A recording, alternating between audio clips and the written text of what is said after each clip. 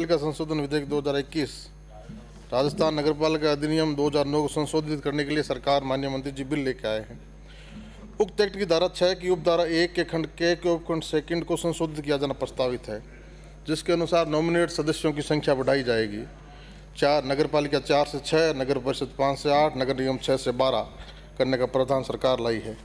क्या आवश्यकता पड़ गई माननीय सभापति जी, जब उद्देश्य में सरकार स्वयं मंत्री जी कह रहे हैं कि 10/6/19 के सर्कुलर से वार्डों का परिवारों की संख्या बढ़ाई पूरे प्रदेश भर में, और वार्डों की संख्या भी बेतहाशा हजारों की संख्या में। जयपुर नगर निगम जो 91 वार्डों का हुआ करता था, 91 वार्ड हुआ करते थे, 2 निगम बना दिए, एक में 100, एक में 150, 250 की संख्या हो गई। क्या सुधर गया जयपुर में? क्या जयपुर स्वच्छता में आगे आ गया या जयपुर में और कोई सुधार हो गए?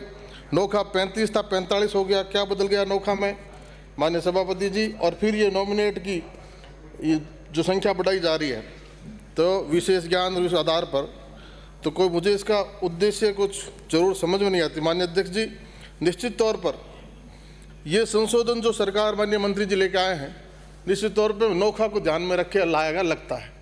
कि नगर पालिका में वार्ड बढ़ाया आपने, मन मर्जी से परिसीमन किया, मन मर्जी से वोटों का ख्याल नहीं रखा। कोई वार्ड तो 300 वोट का भी बना है, कोई 1800 वोट का भी बना है। आड़ी तिरछी लाइनें खींच दी गई शहरों के बीच में, और सरकारी मशीनरी का इतना दुरुपयोग किया गया कि ना तो विपक्षी की सुनी गई, और ऐसे ऐसे वोट जोड़ दिए गए कि घर के मालिक को ही पता नहीं कि ये वोट मेरे घर में कहाँ से आए। खाली प्लॉट पड़े हैं, उन प्लॉट में कोई घर आबादी नहीं है, वहाँ भी 5-5, 10-10 वोट जोड़ दिए गए। एक वार्ड में ऐसे 15-20 नहीं, एक वार्ड में 150 से 100 तक के वोट जोड़ दिए गए।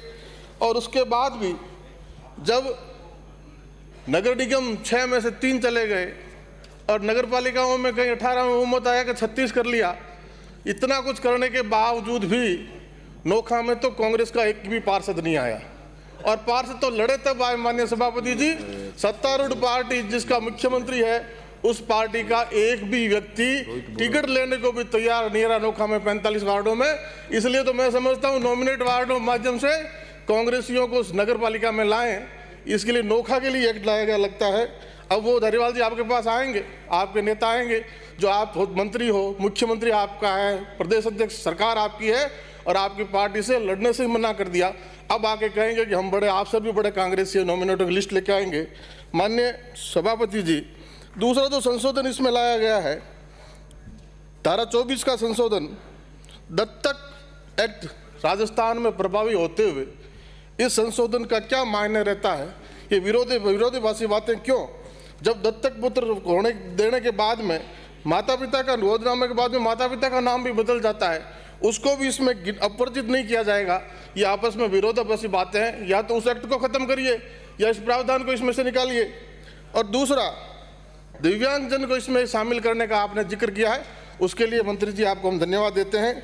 आदरणीय मंत्री जी, इसी माध्यम से मैं दो छोटी सी बातें आपके सामने रखना चाहूँगा कि नोखा नगर पालिका को 13 में आपकी सरकार में पीएचडी महकमे को नगर पालिका के अंडर के अधीन लाया गया था, और आज नोखा में 16 करोड़ से ज़्यादा बिजली का बकाया नगर पालिका पे पड़ा है।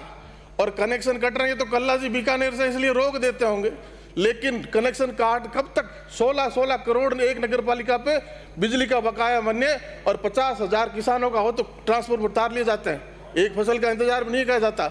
ये स्थिति है। इसलिए या तो नगर पालिका उसको भरे, अगर नगर पालिका व्यवस्था नहीं है तो माननीय धारीवाल जी आपका महकमा भरे, सरकार भरे, और इससे नोखा को निजात दिलाए। ये प्रयोग पूरी तरह नोखा में जहाँ जहाँ प्रयोग किया सब जगह फेल हुआ है। माननीय धारीवाल जी, RUIDP 4th जिसमें नोखा भी शामिल था 42 शहरों में, नगर पालिका की लेट लतीफी की वजह से नोखा की भूमि संबंधी रिपोर्टें आपने मेरे तारंकित सवाल के जवाब में भी कहा, आपने भी प्रयास किए, आप DLP के अधिकारी पीछे पड़ रहे आपके कहने पे, तब जाके 2 साल में भूमि संबंधी रिपोर्टें भेजी है। अब वो आ चुकी है, लेकिन उनके आते आते आपने 42 शहरों को 2 ट्रेंच में बांट दिया। फर्स्ट ट्रेंच में जो 14 शहर है उनको शामिल किया गया है, नोखा हमारा उसमें नहीं है। 100 करोड़ की नहरी पेयजल योजना है, 55 करोड़ के STP प्लांट है, उनको माननीय इसमें शामिल करके टेंडर प्रक्रिया करवाइए। धन्यवाद।